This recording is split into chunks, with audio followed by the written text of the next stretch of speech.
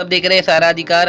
Ashoka shopping centre premises society limited के x chairman Sadiq Mohammad Mahmood भाईजी ने आज पत्रकारों से बात की।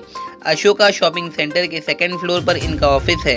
ये एक ऐसी प्रॉपर्टी है जो मुंबई के क्रॉफर मार्केट के एरिया में बसी है। ये एक ऐसा एफ्लुएंट एरिया है जहां पर मुंबई पुलिस कमिश्नर का ऑफिस स्थित है। क्रॉफर मार्केट और मनीष मार्केट है जहां हर तरह के लोग पूरे मुंबई से खरीद फरोख्त के लिए आते हैं। इस लोकेशन में प्रॉपर्टी वैल्यू भी काफ़ी महंगी होती है। यहाँ पर 1 BHK 2 BHK फ्लैट्स की वैल्यू अगर देखी जाए तो 1 करोड़ या 2 करोड़ से और 7 करोड़ से भी अधिक तक पहुँच चुकी है। स्कूल्स, कॉलेजेस, हॉस्पिटल्स, मार्केट्स, जो भी चीज़ की सुविधा है आपको आपके घर से निकलती ही दिखाई देगी। सादिक मोहम्मद का कहना है कि पिछले 24 वर्षों में उनके ऊपर एक भी फर्स्ट इंफॉर्मेशन रिपोर्ट यानी FIR नहीं हुई है। इस जगह अशोका कॉम्प्लेक्स में दुकान की वैल्यू 4 लाख रुपीस थी और वो बढ़ते बढ़ते 50 लाख तक पहुंच गई। लेकिन आज की स्थिति को देखते हुए मानो ऐसा लगता है कि 20 लाख में भी कोई इसमें इन्वेस्ट करने के लिए रेडी नहीं है। इनके खिलाफ कई झूठे कंप्लेंट्स भी की गई है और जॉइंट डिविजनल कमिश्नर के पास इनका मामला पहुंच गया। महमूद भाईजी ने कहा कि मुझसे बहुत कुछ चीज़ें मेंटली टॉर्चर की जा रही है। मेरी ऑफिस भी मुझसे छीन लिया गया और कोर्ट के द्वारा समन्स भी इशू किया गया है मेरे विरोधियों द्वारा। हाई कोर्ट के द्वारा 1.25 लाख का पेनल्टी इस सोसाइटी के एक सोसाइटी मेंबर्स को 2023 में लागू किया गया था। इस बिल्डिंग में लिफ्ट भी इलीगल वे से लगाई गई है।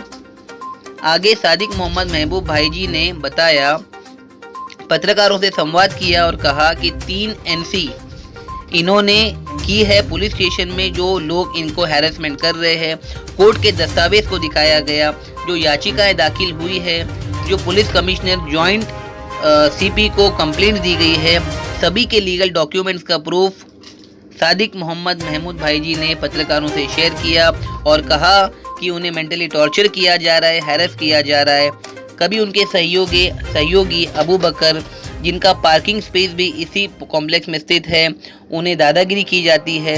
तो कभी कोई मेंबर आके उनसे ये कह देता है कि अगर तुम इसमें इंटरफेरेंस करोगे तो हम तुम पर ब्लैक मैजिक भी कर सकते हैं। इस बिल्डिंग में रीडेवलपमेंट की कहीं ना कहीं प्लानिंग करने की योजनाएं बनाई जा रही है। सादिक मोहम्मद महमूद भाईजी का कहना है कि वो रीडेवलपमेंट करने का पूरा सहयोग करते हैं और वो चाहते हैं कि जितने भी मेंबर्स और जितने भी रेसिडेंट्स इस कॉम्प्लेक्स में स्थित है, जब भी पुनर्निवास होगा तो उसमें उन्हें और बेहतरीन कॉम्प्लेक्सेस और अच्छी जगह दी जाए। मुंबई में पुनर्विकास को अक्सर कारकों के जटिल मिश्रण के कारण महत्वपूर्ण बाधाओं का सामना करना पड़ता है। बहुत सारे चैलेंजेस होते हैं। भवन निवासियों के बीच आम सहमति की कमी, डेवलपर्स के प्रति अविश्वास, बिल्डर्स के प्रति अविश्वास, लंबी नौकरशाही प्रक्रिया, निर्माण के दौरान स्थानांतरण के बारे में चिंताएं, असहमत सदस्यों में कानूनी विवाद यानी लीगल जो फॉर्मेलिटीज़ होती है, जो कानूनी विवाद होता है, इसमें भी बहुत सारे चैलेंजेस आते हैं। इन सभी चैलेंजेस को सादिक मोहम्मद महबूब भाईजी ने बड़े स्पष्ट तौर पर कहा है कि रीडेवलपमेंट के लिए भी उनके पास एक प्लान है और जो कोई उनका सहयोग करना चाहता है वो ज़रूर इसमें सहयोग कर सकता है। उनका बस इतना ही मानना है कि यहाँ पर जो लोग बसे हैं, अगर ये बिल्डिंग रीडेवलपमेंट में जाती है तो सभी का अच्छे स्तर पर भला होना चाहिए और जो मेंटली टॉर्चर उन्हें किया जा रहा है वो तत्कालीन तौर पर बंद होना चाहिए। सादिक मोहम्मद महमूद भाईजी ने महाराष्ट्र के मुख्यमंत्री देवेंद्र फडणवीस जी से निवेदन किया कि इस मामले पर तत्कालीन तौर पर कार्रवाई की जाए। आपको बता दें, judicial magistrate of first class 64 court at Esplanade at Mumbai में सादिक मोहम्मद महमूद भाईजी ने कंप्लेंट किया है और हाई कोर्ट ऑफ बॉम्बे में भी इन्होंने कई सारे रिट पिटीशन दाखिल किए हैं। अब देखना ये है कि इन्हें किस तरीके की राहत मिलती है। देश और दुनिया की तमाम खबरों के लिए देखते रहिए सहारा अधिकार। अरे कुछ होगा, मैंने राइटिंग में भी डाला हूँ साहब, मैंने राइटिंग में भी डाला हूँ। इन लोगों से मेरे जान को धोखा हुआ, कुछ हुआ तो मेरे फैमिली का ये लोग रिस्पॉन्सिबल। तो इसी तरह से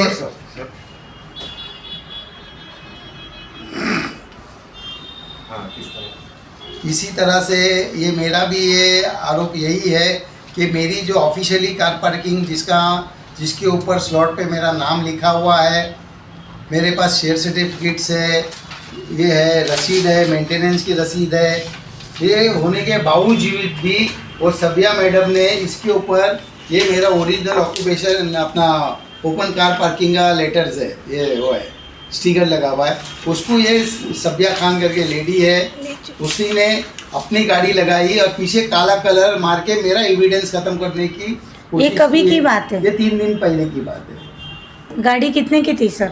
हाँ, गाड़ी कितने की थी? किसकी ये गाड़ी जो है पता नहीं, उसकी वैल्यूएशन मैं कैसे बताऊं। जैसे ही पुलिस का नाम सुने भाग गए, गाड़ी निकाल के भाग गए वो लोग। और उसके बाद दूसरे दिन जब भाईजी भाई अंदर आ रहे थे, एक्स चेयरमैन हमारे, जिनको मैंने ऑथोराइज किया था कि अभी मेरे पास गाड़ी मेरी बिक गई है, मैं नई गाड़ी को टाइम लगेगा, तो आपको मैं एक लेटर देता हूँ, आप अपनी गाड़ी मेरे जगह पे लगाइए।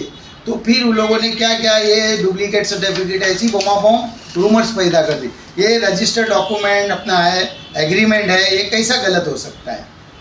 जब तक उन लोग को इसको डिस्प्रूव वो नहीं कर सकते कि ये मेरा नहीं है।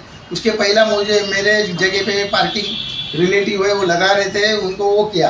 उसके बाद में एक दिन मेरे इनके नाम पे एनसी लिखा है, उसमें खोटा मेरा नाम भी डाला उस एनसी में। और 1 बजे का जो अकरेंस टाइमिंग डाल रहे, वो 1 बजे के टाइम पे मैं आज़ाद मैदान पुलिस स्टेशन में स्टेटमेंट देने के लिए बैठा था ऑफिसर के साथ। 12:30 पौने 1 बजे मैं बादशाह कोल्ड ड्रिंक के पास किसी के पास बैठा था। उसके बाद मैं शाम तक हम दोनों आज़ाद मैदान में ही थे। और जो सबिया जो एलिगेशन करके एनसी कर रही है, उस टाइम पे इवन सबिया भी वो टाइम पे नहीं थी। तो मेरी यही गुजारिश है पुलिस से, और जो भी इंक्वायरी ऑफिसर है उसने सबसे पहला हम लोगों का फुटेज मंगाना चाहिए, कॉल वो मंगाना चाहिए, CDR मंगाना चाहिए, लोकेशन मंगाना चाहिए। उसके बाद हमारे खिलाफ एक्शन होना चाहिए। उसके पहले हमको पता चला कि प्रिवेंटिव एक्शन हमारा चालू है, तो किस चीज़ का? जबकि एनसी लिखाने के लिए अख्तर कुशनो इधर खड़े रह के मिस्टर सादिक भाई जी एक्स चेयरमैन को धमकी दे रहा है, वो जाके एनसी नहीं लिखाता है। और जो लेडी वहाँ प्रेजेंट नहीं थी, वो बाद में आई है, वो जाके एनसी पर पुलिस ले रही है।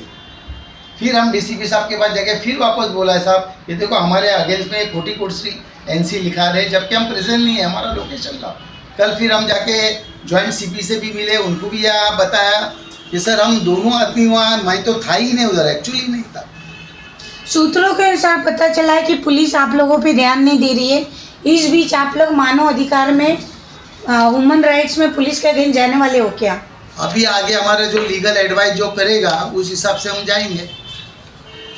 अभी एक लास्ट मेरी आप लोग से गुजारिश है, पहली बात तो जो भी एडमिनिस्ट्रेटिव बोर्ड है या जो आदमी है, वो एक इंसानियत छोड़ के भी ये करते, मेरी गाड़ी नहीं आने देते क्योंकि मैं बीमार आदमी हूँ। आपको बताया कि I got 1 kidney at the age of 5 years, 1 kidney remove.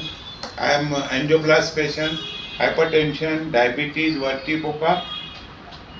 ये होने के बावजूद बीइंग ए मुस्लिम मुझे इस्तिंजा को जाना पड़ता है। तो मेरा जो बाथरूम इंग्लिश टॉयलेट वाला बनाया था, उसके बाहर से लॉक लगाते बोले, इन्होंने बोला है बंद करो ये टॉयलेट। ये मतलब इंसानियत भी छोड़ दी है, हरेसमेंट की बात है। अब इंसाफ नए मांगने से नहीं मिलता तो फिर हाथ फैला के फिरना पड़ेगा। धन्यवाद। चेयरमैन का ये हमारे जो है ना अत्याचार कर रहे हैं, जुल्म कर रहे हैं, और ताला तोड़ने का भी आप पर इल्ज़ाम है। क्या कहेंगे उसकी सफाई को लेकर? मैं बताता हूँ, ये लोग ने एक दिन प्लान बनाया रात को, हमको मालूम नहीं था। और जो देशमुख साहब को तो पोजीशन दिया था, जिसका रेंट भी लिया था, 1 करोड़ डिपॉजिट भी लिया था और सब कुछ लिया था। तो अभी इन्होंने कोई एडवाइज़र मिला कि पोजीशन अपना है देखो करके, और चाराने वाला लालची लाता है, कपड़ा वपड़ा लगा के लॉक कर दिया, ताले फेंक दिए। सुबह में हमको पता चला तो हम लोगों ने बोले अरे यार ताले चेंज हो गए। तो फौरन देशमुख का के brother in law income tax commissioner है, बड़े चीफ कमिश्नर है, जो BKC में लिखते अभी एयर इंडिया बिल्डिंग में बैठे, उन्होंने सीधा पुलिस कमिश्नर को फ़ोन किया, डिप्टी रजिस्ट्रार को, DDR को फ़ोन किया, और साउथ रीजन को भी फ़ोन किया, और आज़ाद मैदान पे क्या बोले एडमिनिस्ट्रेटर को ये पावर है पहला, और I have gone through the agreement 1 crore रुपया स्टाम्प डिपॉजिट किया, attender stamp duty registered document. अभी तुम बताते करना क्या चाहते कि पोजीशन हमारा है, जबकि पोजीशन दिया हुआ है करके। और फिर मैं बोला इसके ऊपर और ऊंची एक्शन लूँगा, तो फटाफट फिर ये वो देशमुख के बच्चे लोग ने जाके फिर से ताला लगा दिया वापस जाके। तो फिर तब तक वो लोग खामोश बैठ गए, कुछ नहीं किया। अच्छा इन्होंने सुनो, उसके बाद में उसी के ऊपर जिन्होंने गलत तरीके से पोजीशन लेने की कोशिश किया, तो उनके स्टाफ ने कोई इलीगल सील और ताले लगाए, तो उन्होंने अपना खोल के अपना ताला लगाया, तो वो बच्चों के ऊपर भी खोटा FIR किया जाके। किसने? ये वो लोगों ने, नीलेश ने, सबिया ने और राजेश ठक्कर, लोग पूरी टीम है, गैंग है वो लोगों ने जाके तीनों चारों के नाम पे खोटा FIR किया। सर, आज़ाद मैदान चौकी में और LT मार्ग पुलिस स्टेशन में आपने काफ़ी गुहार लगाई है कंप्लेन करके, लेकिन पुलिस अभी तक उन लोगों पे कोई कार्रवाई नहीं की है। उसका क्या कारण है? आपने पुलिस से कोई सवाल नहीं किया? हमने बार बार पूछा है, तो हमारे आपने पूछते हैं, हमको ऊपर से प्रेशर है, हम काम कर रहे हैं। तो माननीय मुख्यमंत्री जी से आप लोग क्या निवेदन करना चाहोगे? कि हमको न्याय मिलना चाहिए, इनजस्टिस हो रही है, पुलिस को एक्शन, हमारे एक भी एप्लीकेशन पे एक्शन नहीं है, और उल्टा FIR हमारे अगेंस्ट लिया जाता है।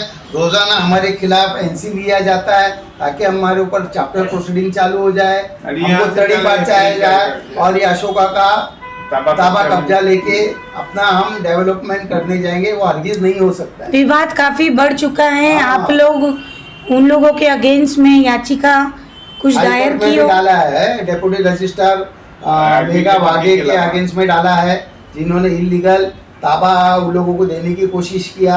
उसके बाद भी FIR हमारे स्टाफ के नाम पे हुआ, पवन देशमुख के नाम पे हुआ।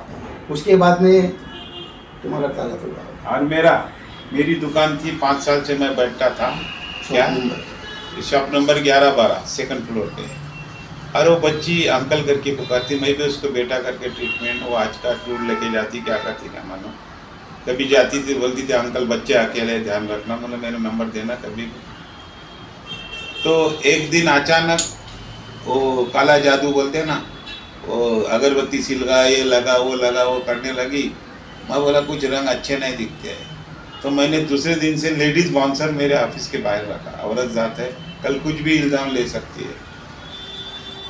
तो फिर एक दिन औरत के साथ झगड़ा किए, उसको बोल मेरा ये कर वो कर, बोला ठीक है भाई तू जाओ NC दी।